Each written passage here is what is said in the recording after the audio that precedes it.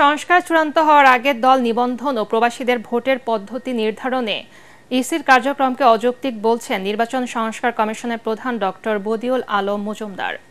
রাজধানীতে এক অনুষ্ঠান শেষে গণমাধ্যমকে তিনি বলেন, একদিকে জাতীয় ঐকমত্য কমিশনের কার্যক্রম চলছে, অন্যদিকে নির্বাচন কমিশন সংস্কার কমিশনের চূড়ান্ত প্রতিবেদনও বাকি রয়েছে।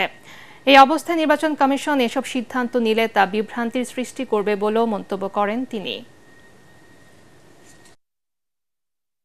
সংস্কারের একটা প্রক্রিয়া চলছে।